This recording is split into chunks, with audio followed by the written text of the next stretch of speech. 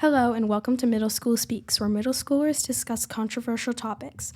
Today we will be talking about civics and politics in schools.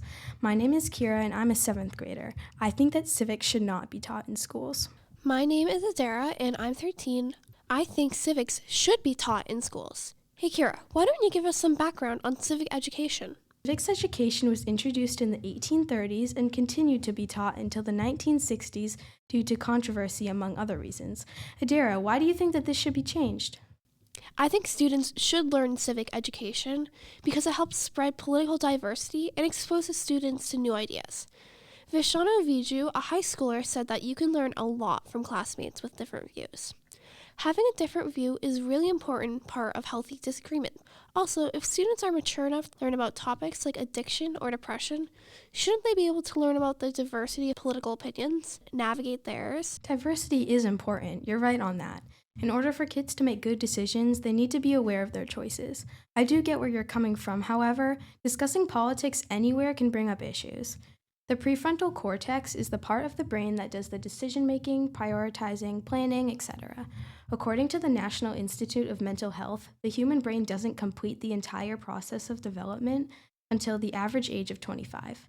Prefrontal cortex is the last part of the brain to fully mature. Kids aren't suited to learn about civics at this age because they aren't old enough to fully comprehend the idea of voting, nor are they prepared to align themselves with a political opinion.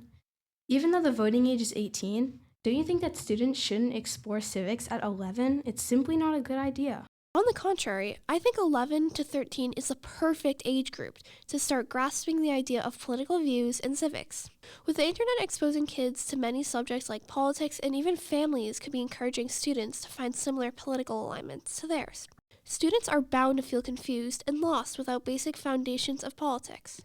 Also, teaching civics encourages them to volunteer and become active citizens. Today, volunteering is recognized for how great it is and how it helps others, but political basics, free thinking, and healthy arguing aren't as nearly as required or even encouraged in schools because it's considered a part of civic education, and civic education is considered controversial. You're right on that. What seems to be like healthy arguing can turn into heated debates. No one can have full control over what their students say to each other. As I've mentioned previously, civics education would bring more harm than good. Along with students, people can't control what teachers say to their students. If politics are taught in schools, teachers could be providing their students with biased information, which shouldn't be done, but it is a possibility. There are other ways for students to learn about politics, such as OutSchool, a non-biased program. Teachers could provide biased information if civics was taught. I understand what you're saying. Teachers could be biased while teaching. That is unfortunately an unavoidable problem. But getting educated in a school by a teacher is already running that risk.